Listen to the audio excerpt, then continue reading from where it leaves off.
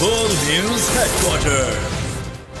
बिस्मिल्लाहिर्रहमानिर्रहीम, अस्सलाम वालेकुम। बोल न्यूज हेडक्वार्टर्स में खुशामदीद। मैं हूं सोनिया शेख। मैं हूं अफशीन कुरैशी और मैं हूं आपके साथ वरीशा जुल्फिकार। हेडलाइंस आप जान चुके हैं, आज खबरों में बात होगी। अहम केस पर अहम बैठक, हुकूमती दरख्वास्त मुस्तरद, इनकार, हुकूमत फिर रिलीफ डकार गई,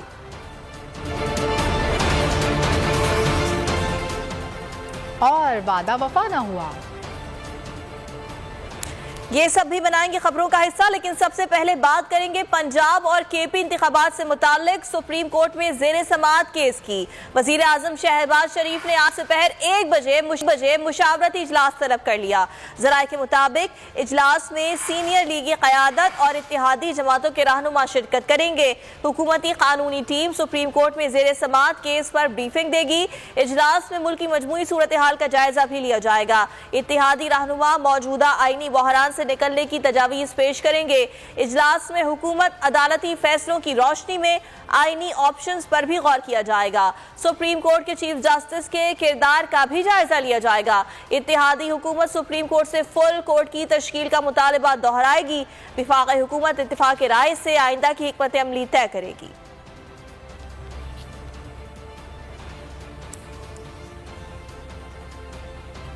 1997 की तरह नून लीग फिर सुप्रीम कोर्ट पर हमलावर है। जो सियासी जमातें साजिश की मुखालिफ हैं, उनसे बातचीत को तैयार हैं।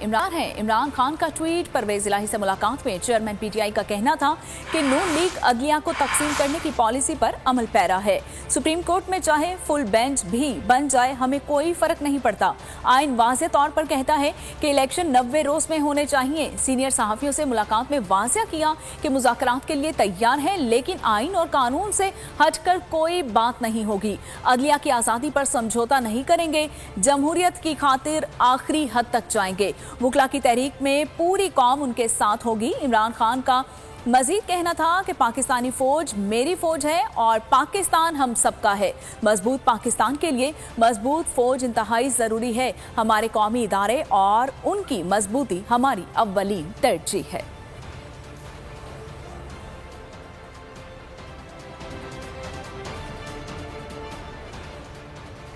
पंजाब और केपी में इलेक्शन इल्तिवा केस की समाअत करने वाला सुप्रीम कोर्ट का बेंच फिर टूट गया। जस्टिस जमाल खान मंदुखेल बेंच से अलहदा हो गए।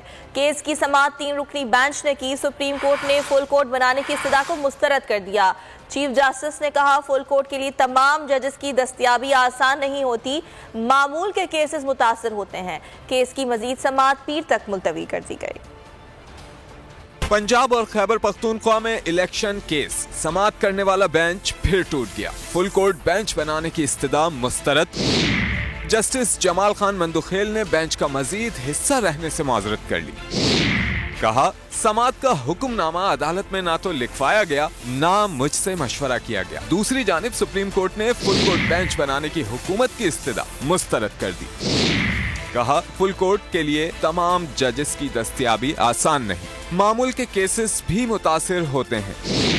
गुज़िश्ता हफ्ते कोयटा, कराची और लाहौर में बेंच थे। आइंदा हफ्ते लाहौर में भी बेंच है। पंजाब और केपी इलेक्शन से मुताल्लिक पीटीआई की दरख्वास्त पर केस की समाअत 3 रुकनी बेंच ने की। अटॉर्नी जनरल ने कहा, इंतखाबात के लिए फंड्स नहीं है। मुल्क को 1500 अरब खसारे का सामना है। 30 जून तक शरह सूद 22% तक जा सकती है। जस्टिस मुनीब अख्तर ने इस्तिफसार किया कि क्या 8 अक्टूबर तक इंतखाबात मुलतवी हो सकते हैं। हुकूमत के पास इस वक्त कितना पैसा मौजूद है। इलेक्शन कमीशन कहता है कि फंड्स मिल जाएं तो 30 अप्रैल को इलेक्शन करा सकते हैं। केस की समाअत पीर की सुबह 11:30 बजे तक मुलतवी कर दी गई। हुकूमत का अदलिया के खिलाफ प्रोपेगेंडा, चीफ जस्टिस का सबर भी जवाब दे गया। समाअत के दौरान कहा कि जजेस के आपस में ताल्लुकात अच्छे हैं। सियासी मामलात सामने आए जिस पर मीडिया और प्रेस कॉन्फ्रेंसिंग से तेल डाला गया।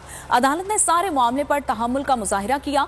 कुछ लोग दूसरे जजेस पर तनकीद कर रहे हैं, हम इस मामले को भी देखेंगे। चीफ जस्टिस ने कहा कि 2 साल जस्टिस फाइज ईसा केस केस चला और अदालत को सजा मिली। जस्टिस फायज ईसा के लिए भी मुकदमा सजा ही था। जस्टिस मुजाहिर नकवी को शामिल करना खामोश पैगाम था।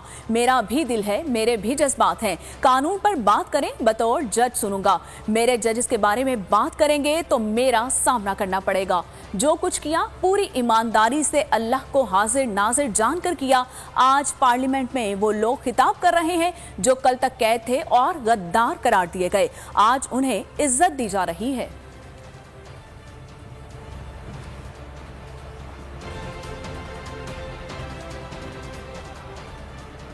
बेंच ही कबूल नहीं तो फैसला कैसे कबूल करें? फुल बेंच कोर्ट बनाया जाए तो फैसला सबको कबूल होगा। नून लीग कायद नवाज शरीफ की लंदन में प्रेस कॉन्फ्रेंस। कहा पूरी कौम को फुल बेंच कोर्ट पर एतमाद है। 3 जजेस वाले फैसले में सिर्फ इमरान खान को एतमाद है। क्या इमरान खान के लिए सब फैसले करने हैं? फैसला आया तो $500 का हो जाएगा।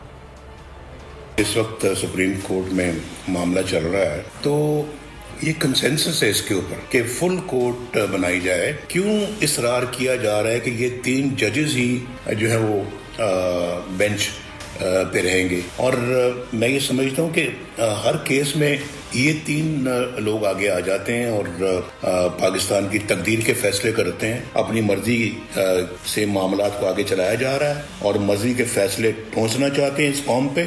ऐसा कभी नहीं कोई काम हमने होने देना, ना करना है, ना होने देना है। जो बेंच ही कबूल नहीं है तो उसका फैसला कैसे कबूल होगा? पीर का सूरज अच्छी खबर लाएगा। वजीर कानून आजम नजीर तारड़ पुरुमीद। सुप्रीम कोर्ट के बाहर मीडिया से गुफ्तगू में कहा अखिलती फैसलों से बहरान संगीन होगा।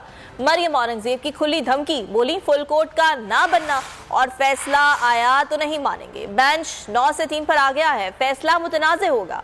राना सनाउल्लाह ने मुतालबा किया कि मामलात ऐसे हल करें कि सबके लिए विन विन पोजीशन हो। फुल कोर्ट ने फैसला ना किया तो इंसाफ होता हुआ नजर नहीं आएगा।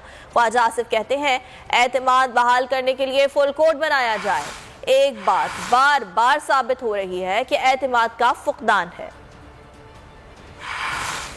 एक रुश्तलू हो पीर वाले दिन और इस मुल्क के लिए अच्छा हो। अगर आप अक़लियती फैसले जो हैं उनको हम इन्फोर्स करने की कोशिश करेंगे तो ये बहरान जो है वो मजीद संगीन होगा। फुल कोर्ट बनाने की बजाय फैसला किया तो इसको कौन मानेगा? और अगर इस 3 बेंच ने इस फैसले का आज ये भी एक सर्कुलर के जरिए कलअदम करार दे दिया जाएगा कि कोई मुअज़्ज़ज़ जज किसी काज के ऊपर रिक्यूज कर जाए और उसके बाद वो दोबारा काज अगर समाअत के लिए तो दोबारा उसमें बैठ जाए, ये भी कभी नहीं हुआ।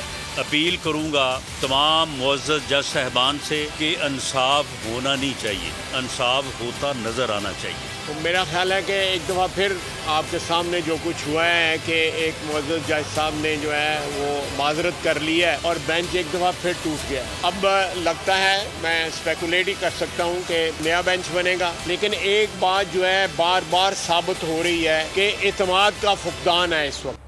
मौजूदा वजीर आजम का भाई नवाज शरीफ मफरूर है। बाहर बैठकर पाकिस्तान की अदलिया को धमकियां दे रहा है कि फैसला अगर आइन के मुताबिक हुआ तो हम मुल्की मुईशत तबाह कर देंगे। रहनुमा तहरीक इंसाफ अवाज चौधरी की मीडिया से बातचीत। कहा नवाज शरीफ ने धमकी दी कि अगर आपने फैसला दिया तो पाकिस्तान में $500 का हो जाएगा। के खिलाफ एक पूरी मुहिम का आगाज किया गया। पाकिस्तान से एक मफरूर जो मौजूदा वजीर आजम के $50 के श्योरिटी बॉन्ड के ऊपर जाके लंदन बैठा हुआ है, वो पाकिस्तान के चीफ जस्टिस को, पाकिस्तान की जुडिशरी को धमकी दे रहा है अगर आपने फैसला आइन के मुताबिक किया पाकिस्तान की मईशत को हम तबाह कर देंगे। फैसला हमारे खिलाफ आया तो $500 का हो जाएगा। जजेस जिनके ऊपर आज नवाज शरीफ साहब बड़ा नाराज हैं, ये जो शहबाज शरीफ की हुकूमत है वो इन जज साहिबान के सो मोटो नोटिस की वजह से कायम है। हाई कोर्ट का फैसला मौजूद है। इलेक्शन 90 रोज में होने चाहिए। अदालत ने फैसला देना है और वो फैसले पर अमल कराना जानती है। सदर supreme court bar Abid Zubairi ने बोल न्यूज़ से गुफ्तगू करते हुए कहा कि मुल्क पर रहम खाएं, बैठ कर मामला तय करें। खैबर पख्तूनख्वा के गवर्नर ने 8 अक्टूबर की तारीख दी थी, इसकी कानूनी हैसियत क्या है ये देखना होगा। हुकूमत को इलेक्शन कराना है। माजूरी या माजरत से आईनी जिम्मेदारी ख़त्म नहीं होती। उन्होंने कोर्ट में कहा था कि हम इंतखाबात कराने के लिए तैयार हैं। हाई कोर्ट तो मौजूद है ना, Lahore high court justice Jawad Hasan का कि इलेक्शन 90 दिन में होने चाहिए, वो तो बाइंडिंग है ना, खुद इलेक्शन कमीशन वगैरह ने वापस ले ली, उसकी पैरवी नहीं की, तो हाई कोर्ट का फैसला तो फाइनल हो गया, तो वो फैसला तो कहता है 90 डेज में होना चाहिए। इनके मानना इज नॉट रेलेवेंट, कोर्ट ने अपना फैसला देना है, कोर्ट फिर अपना फैसला मनवाना भी जानती है, और लॉयल्टी टू द स्टेट सब लिखा हुआ है, और 190 जिस पे आप पाबंद हैं सुप्रीम कोर्ट की एड करने के, यानी उसके हुक्म को मानने के लिए, आप एक आईनी इदारे की बात नहीं मानेंगे तो कॉन्सिक्वेंसेस के लिए आप तैयार, स्टेट कोलैप्स कर जाएगी। इलेक्शन कमीशन के ऊपर पाबंद है 90 दिन के अंदर, इसमें कोई डिबेट नहीं है कि 90 दिन के अंदर इलेक्शन होने, वरना तो आप 8 अक्टूबर को नहीं, आप 8 अक्टूबर 2025 तक ले जाएं, फिर कौन है रोकने वाला कि इलेक्शन नहीं होगा। और अब कुछ महंगाई की बात कर लेते हैं। हुकूमत अवाम को रमजानुल मुबारक में रिलीफ ना दे सकी। आलमी मार्केट में पेट्रोल सस्ता होने के बावजूद पाकिस्तान में कीमतों में कमी ना की गई। वजीर खजाना का पेट्रोल और डीजल की कीमतें बरकरार रखने का ऐलान। मिट्टी के तेल और लाइट डीजल की कीमत में 10 रुपए फी लीटर कमी कर दी गई। हुकूमत महंगाई में पिसे अवाम का रिलीफ फिर खा गई। आलमी मार्केट में तेल सस्ता, पाकिस्तान में रिलीफ न मिल सका। वजीर खजाना ने 15 अप्रैल तक पेट्रोल व डीजल की कीमतें बरकरार रखने का ऐलान कर दिया। मिट्टी के तेल और लाइट डीजल की फी लीटर कीमत में 10 रुपए की कमी की गई। महंगाई के सताए अवाम ने पेट्रोलियम मसनूआत की कीमतें कम न करने पर मायूसी का इजहार किया। अवाम का तो सोचे ना कि अवाम मर रही है, ठीक है, अवाम का बुरा असर कर दिया इन्होंने। इन लोगों ने तो गरीब आवाम को तो तबाह कर दिया है, जो बड़े बड़े लोग हैं वो तो बर्दाश्त कर लेते हैं। पेट्रोल डलवाते हैं, एक दिन में पेट्रोल ख़त्म हो जाता है 1 लीटर, फिर दोबारा डलवाएंगे, जहाँ अच्छे यानी कि हालात पूरे हो जाते थे, ख़त्म हो गया, वो इनकम सकत ही नहीं रही इंसान में। नोटिफिकेशन के मुताबिक आइंदा 15 रोज तक पेट्रोल की कीमत 272 जबकि डीजल की कीमत 293 रुपए पर बरकरार रहेगी।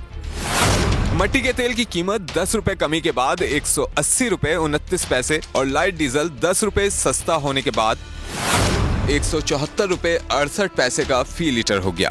कीमतों का इत्तलाक गुज़िश्ता शब 12 बजे से हो गया। हुकूमत एक बार फिर IMF के सामने ढेर। डीजल पर पेट्रोलियम डेवलपमेंट लेवी 5 रुपए बढ़ा दी गई। लेवी 50 रुपए फी लीटर तक हो गई। IMF ने पेट्रोलियम मसनूआत पर लेवी 50 रुपए फी लीटर करने का मुतालबा कर रखा है। पेट्रोल पर लेवी पहले ही 50 रुपए फी लीटर की शरह आयद है। लाइट डीजल ऑयल पर लेवी 13 रुपए 78 पैसे फी लीटर, जबकि मिट्टी के तेल पर 2 रुपए 83 पैसे फी लीटर की शरह से आयद है।